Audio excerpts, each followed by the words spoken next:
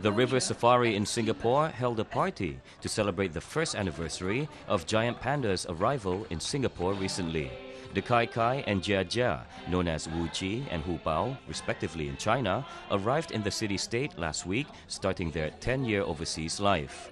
The first-year anniversary celebration party was in sync with the birthday party for Kai Kai, turning 6 on September 14th, and Jia Jia turning 5 on September 3rd. This small girl from Singapore is here to wish happy birthday to Kai Kai and Jia Jia. I feel very happy today as the pandas are very cute, eating the bamboos. During the past 1 year, the two pandas have seen nearly 600,000 visitors. And Singaporeans are now expecting the pair to have baby pandas. Miss Claire Chiang, chairperson of the Wildlife Reserve Singapore, says Jia Jia is still young and only 5 years old. The best age for mating ranges from 6 to 7 years old. Besides, Kai Kai's weight is a little bit low, so they hope he can eat more.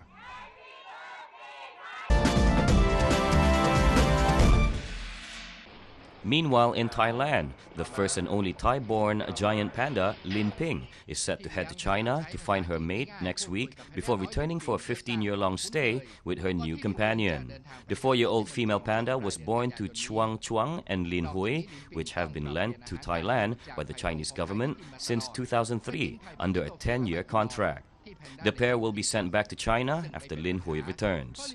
The panda family at Chiang Mai Zoo was scheduled to return to China in October, but the Chinese government agreed to let the young panda to grow up in Thailand.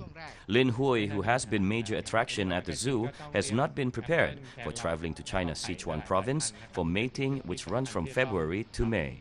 She has 6 potential males to choose from when she is at the Panda Conservation Center. The veterinarians at Chiang Mai Zoo now have Lin Hui getting acquainted with being confined in cage, which she will have to be on the plane. The flight to Sichuan is about 3 hours and 30 minutes, and she will take a ride on a car for 4 more hours. She has showed no resistance to Chinese variety of bamboo given to her instead of the Thai variety.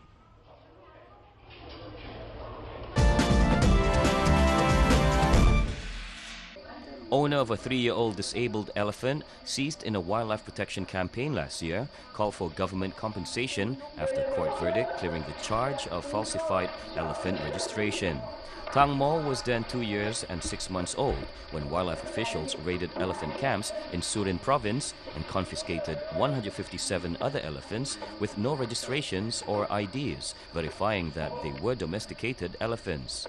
The female elephant was then transported to an elephant conservation center in Hang Chat, Lampang, pending court judgments. Since then, Tang Mo has sustained injuries caused by caries of the bone. She suffered severe injuries to the rear legs and several bed sores on her bodies. After the court cleared the charge and ordered authorities to return Tang Mo to her owner, Netuwin Amorsin went to Hang Chat and found Tang Mo in the deplorable condition. He received an explanation from the center's veterinarian that Tang Mo had fragile bones because she was not fed by her mother at birth. Netuwin questioned the authorities' responsibility in carrying impounded elephants. He said he would demand for compensation from the government. Wildlife officials claimed that Tang Mo's registration was suspicious because its previous owner died 35 years ago at the time of purchase.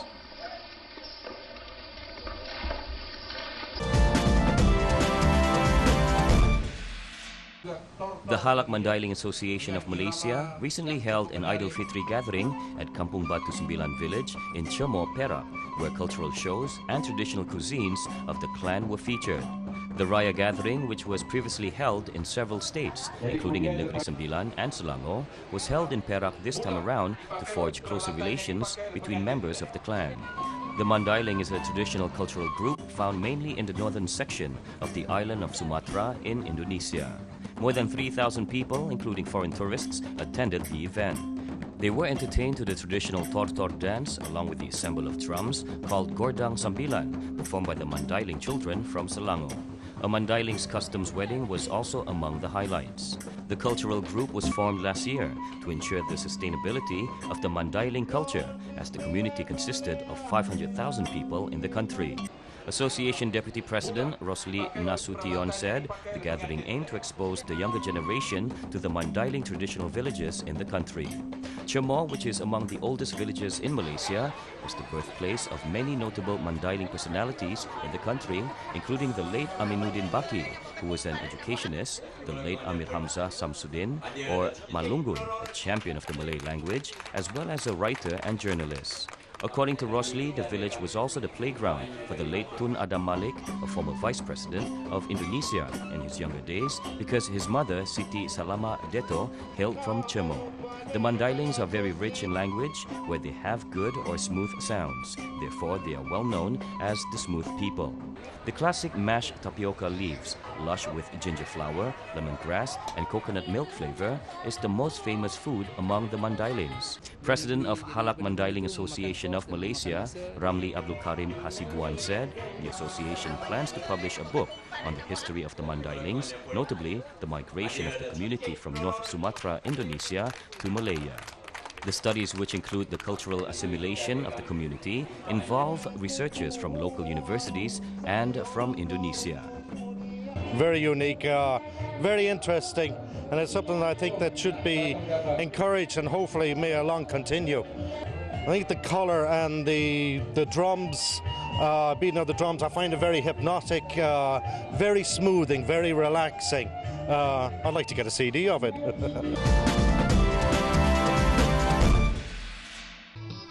Enjoying the beauty of the sunset over the beach of Labuan Damai Park while watching musical performances will be highlighted as a new tourism product for the Federal Territory of Labuan. Damai Sunset Musical Concert is initiated by the Department of National Unity Department and Integration Federal Territory of Labuan. By organizing such an event, it will help to promote as well as attract tourists that will help place Damai Park on the world tourism map as a famous attraction. Chairman of Labuan Corporation, Rosman Isli, sees the potential of Labuan Damai Park as a tourist attraction, such as the tip of Borneo in Kudat, Sabah, and Borneo rainforest in the state of Sarawak. He said he will ensure the program will be implemented in a big scale next year and also become one of the programs in Labuan tourism calendar as an annual event in Damai Park every 1st September each year. Visitors will be entertained with bamboo music, musical instruments such as somporing, recycled musical instruments, and performances by Labuan local artists.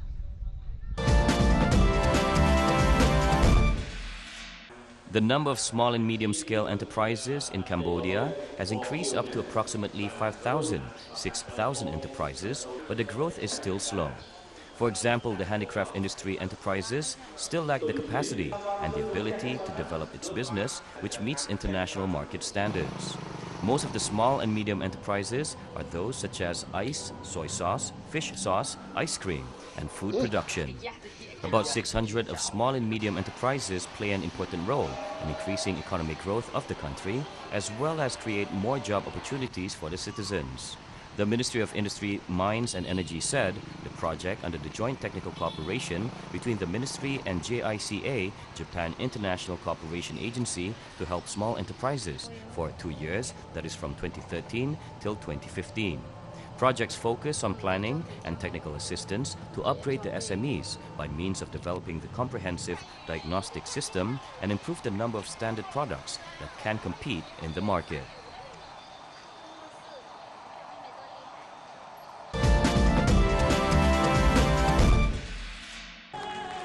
This is a fashion show featuring the Korean traditional costume hanbok and Vietnam's áo dai. President Park Geun-hye personally walked the runway dressed in an ivory-colored hanbok. In her greeting message to the applauding crowd, she stressed the importance of bilateral cultural cooperation. Later on, President Park and the largest delegation of Korean entrepreneurs had dinner with Vietnamese business leaders. She said she chose Vietnam for her first state visit to a Southeast Asian nation because she recognized Vietnam's potential as a rising economy. She also proposed to expand economic cooperation in areas such as nuclear power, environment, and information and communications. When a nuclear reactor construction project becomes more concrete, it'll serve not only to bring stable growth to the Vietnamese economy, but also open a new horizon for bilateral economic cooperation. She also sought support from the participants for a timely conclusion of a free trade agreement between Korea and Vietnam.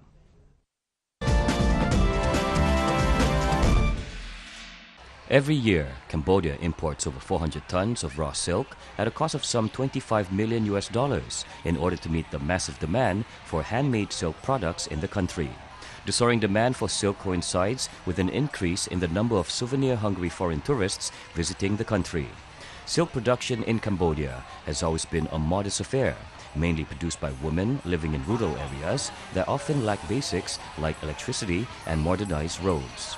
Many of them also are subsistence rice farmers, focused on planting crops between May and July when the monsoon rains arrive, and harvesting in December, tasks that take time away from producing silk.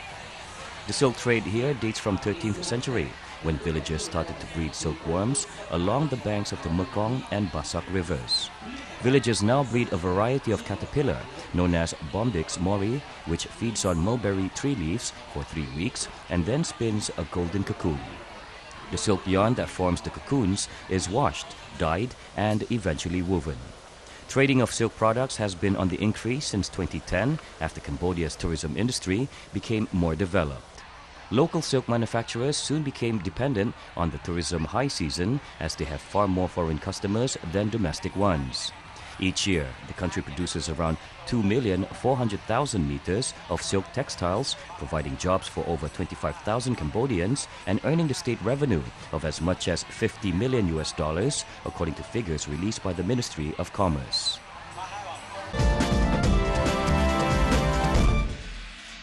The best in bonsai growing has been on show in the Philippines.